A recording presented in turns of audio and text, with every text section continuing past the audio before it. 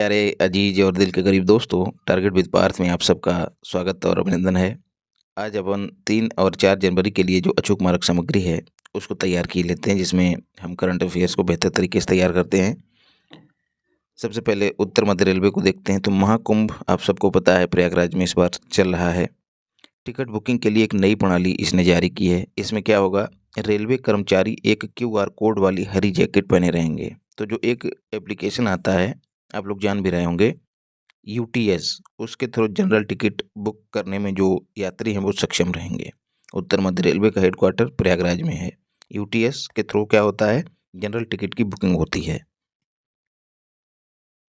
द्वीप विकास एजेंसी, इसकी बैठक हुई है। 2017 में इसका गठन हुआ था।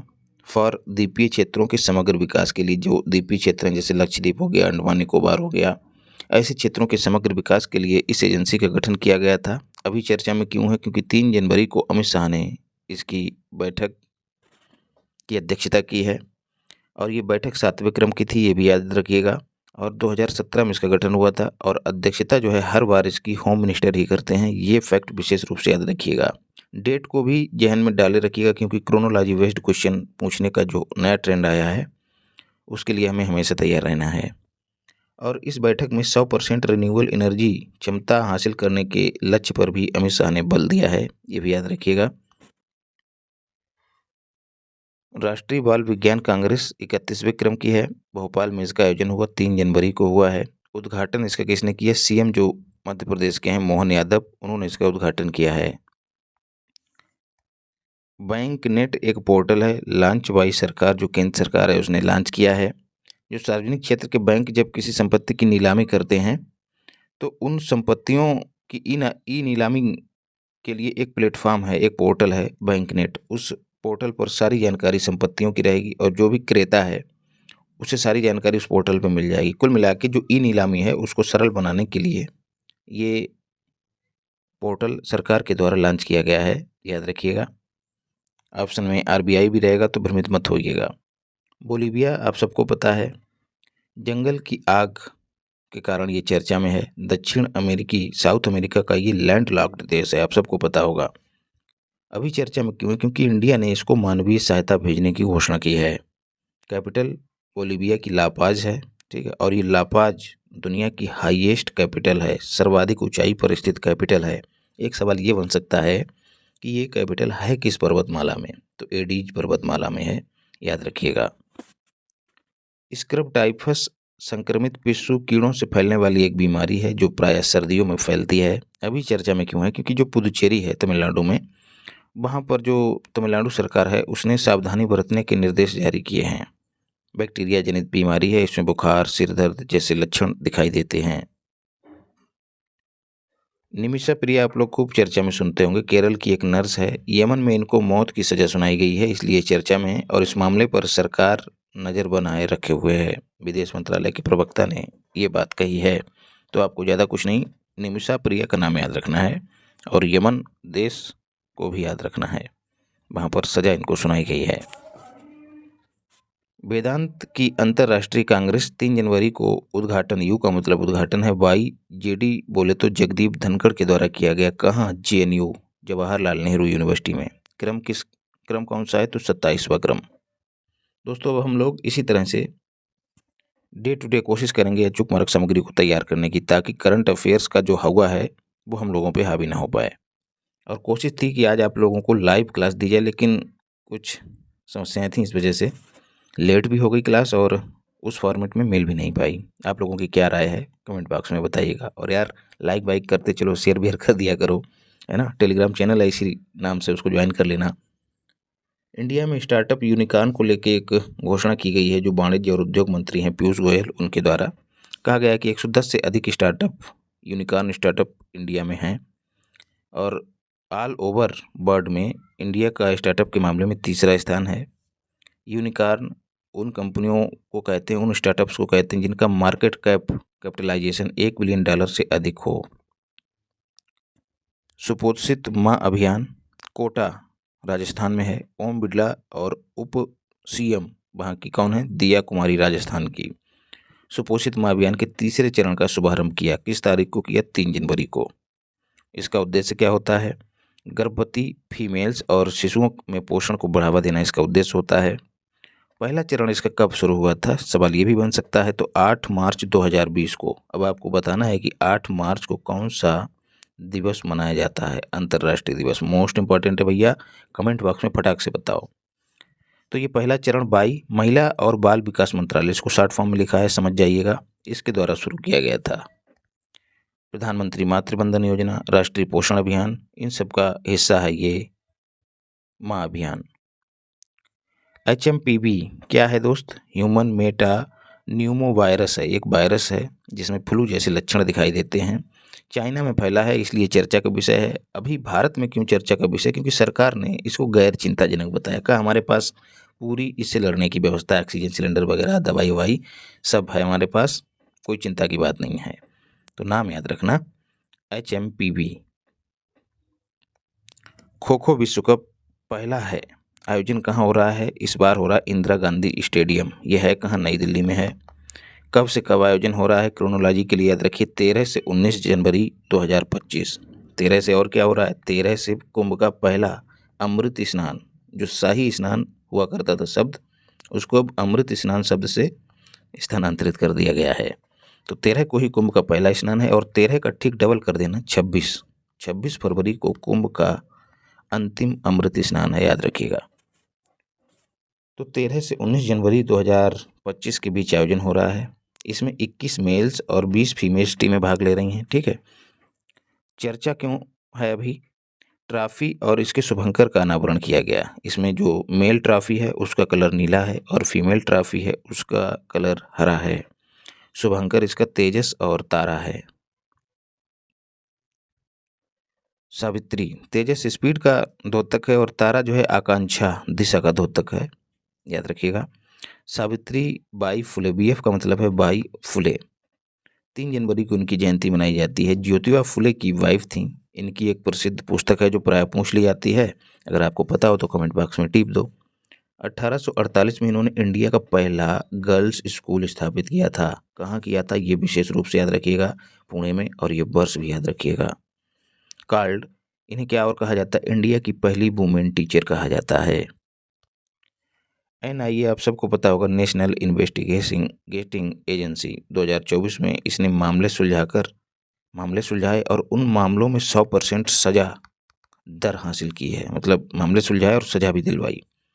इसकी स्थापना NIA एक्ट 2008 के तहत 2008 में की गई थी। चूँकि अधिनियम बना की स्थापना की गई थी, तो ये एक वैधानिक संस्था है। अब आपको बताना है कि नीति आयोग कैसी संस्था है? संवैधानिक संस्था है, वैधानिक संस्था है, या अवैधानिक संस्था है? जाओ दौड़ के और कमेंट बॉक्स में बताओ।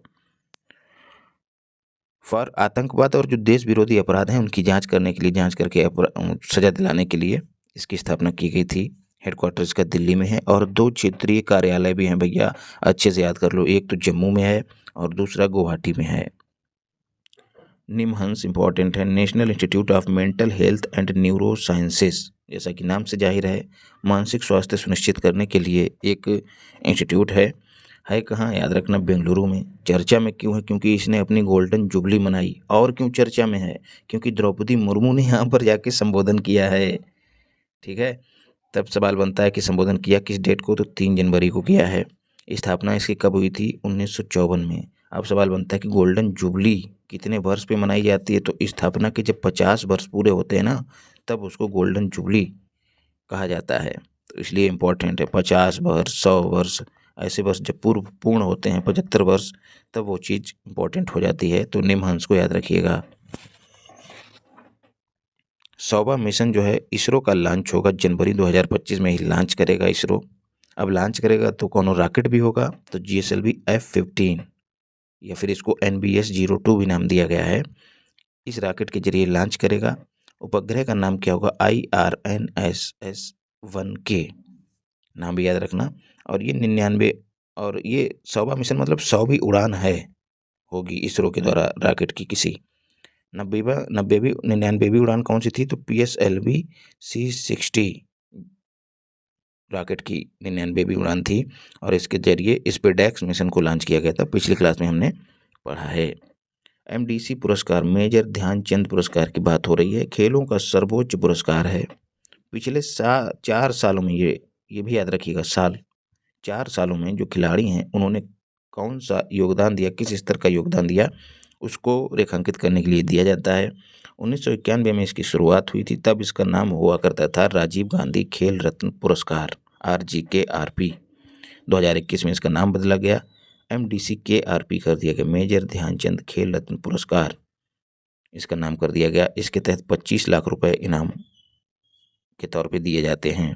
अभी चर्चा में क्योंकि 4 लोगों को दिया जाएगा ऐसी घोषणा की गई है। ये 4 खिलाड़ी कौन कौन से हैं? हरमनप्रीत सिंह, ये हॉकी के कप्तान रहे हैं।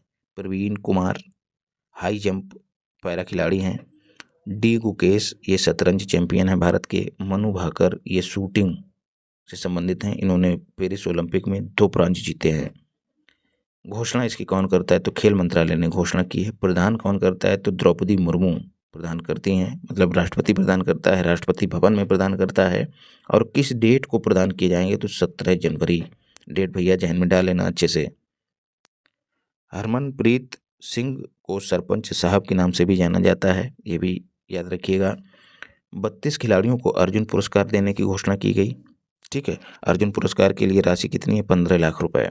और एक चीज़ आपको नोट के तौर पे याद रखनी है कि किसी भी क्रिकेटर को इस बार ना तो अर्जुन पुरस्कार दिया गया और ना ही खेल रत्न पुरस्कार दिया गया।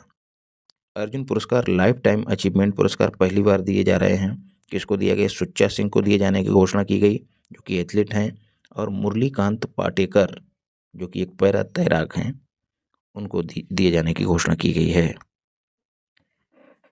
KM3 नेट क्या है? न्यूट्रिनो टेलीस्कोप की एक टेलीस्कोप है। ठीक है, भूमध्य सागर में इनकी स्थापना की गई है। 2 टेलीस्कोप हैं, इनकी स्थापना भूमध्य सागर में की गई है। नेट का मतलब यहाँ पर न्यूट्रिनो ही है। ठीक है, फॉर न्यूट्रिनो का अध्ययन करने के लिए। इससे पहले न्यूट्रिनो का अध्ययन करने के लिए चाइना ने एक मिशन लॉन्च किया था, उसका नाम क्या था? जूनो मिशन, ये भी याद रखिएगा। UNFCCC क्यों चर्चा में है? क्योंकि इसने एक रिपोर्ट जारी की है। अब सवाल यहाँ पर ये बनता है कि इसकी फुल फॉर्म क्या है? United nation framework convention on CC मतलब क्लाइमेट चेंज। अच्छे से याद कर लेना, ये भी पूछ लिया जाता है। रिपोर्ट जारी की इसने और कहा है कि इंडिया ने 2020 में जो ग्रीन हाउस गैसें हैं उनके उत्सर्जन में पिछले वर्ष की तुलना में 7.93% की कमी दर्ज की है। और बात करें 2005 से 20 के बीच के समय में कितनी कमी दर्ज की? तो 36% की कमी दर्ज की है। ये फैक्ट भी याद रखिएगा। तो 7.93% और 36%। UNFCCC की बात करें तो 1994 में इसका गठन हुआ था। हेडक्वार्टर इसका बान में है। अब बान किस देश में है आपको बताना है। और इसकी पहली बैठक, अच्छा इसकी बैठक को क्या कहा जाता है? कोप, कॉन्फ्रेंस ऑफ पार्टीज। तो इसकी पहली बैठक बर्लिन में हुई थी। COP 29 कहाँ हुआ है? बाकू में हुआ है। COP 30 के बारे में आपको बताना है। 2024 को 1901 के बाद दूसरा गर्म वर्ष घोषित किया है। किसने? भारतीय मौसम विज्ञान विभाग ने। फ्लाइट में वाईफाई की सुविधा कौन सी कंपनी दे रही है? Air India. घरेलू उड़ानों में सुविधा देने वाली पहली कंपनी बनी है एयर इंडिया। वाईफाई की फुल फॉर्म आपसे पूछ ली जाती है। RO वाले तो विशेष रूप से याद रखें, वायरलेस फिडेलिटी इसकी फुल फॉर्म होती है। इससे पहले उड़ान कैफ़े की शुरुआत की गई है कहाँ? कोलकाता में। ये भी फैक्ट याद रखिएगा। एयर इंडिया का पुराना नाम टाटा एयरलाइन हुआ करता था। तो इस तरह से 3 और 4 जनवरी के लिए हमने करंट अफेयर्स कंप्लीट कर लिया है। वीडियो अच्छी लगी हो तो लाइक करो, शेयर करो, अगर नए हो तो सब्सक्राइब करो। मिलते हैं अगली क्लास में। धन्यवाद। राधे राधे। जय श्री कृष्ण।